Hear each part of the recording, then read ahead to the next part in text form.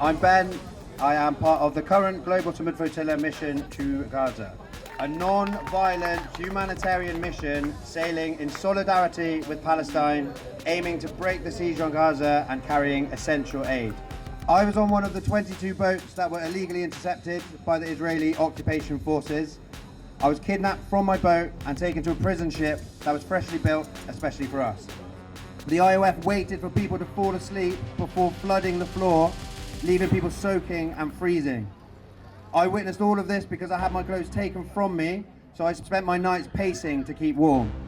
Some of us had already been separated from the group. When we demanded to see our comrades to check they were alive and not harmed, we were met with escalated violence, including beatings, non-lethal ammunition, and yet more psychological torture.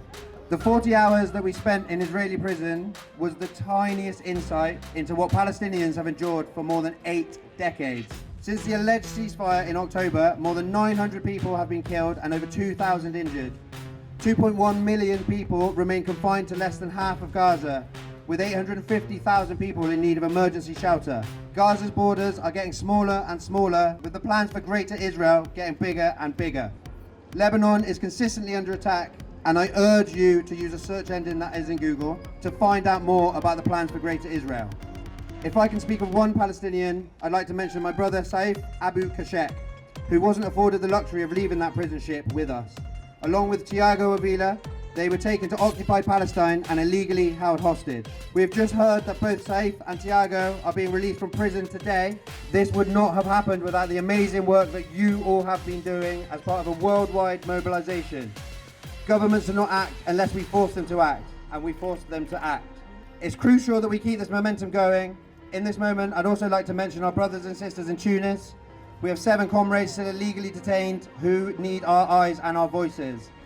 Dr. Hassam Abu Safia has been imprisoned by Israeli forces since December 24, along with 11,000 other Palestinian hostages abducted and tortured by the Israeli regime. There was a deafening silence following this supposed ceasefire, and from all your hard work, Palestine is now back in the narrative and back on our feeds. And it's absolutely imperative that we maintain and escalate this momentum.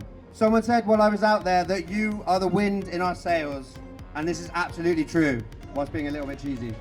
So use your voices for our comrades currently at sea. Let's make noise, let's hassle, let's hound.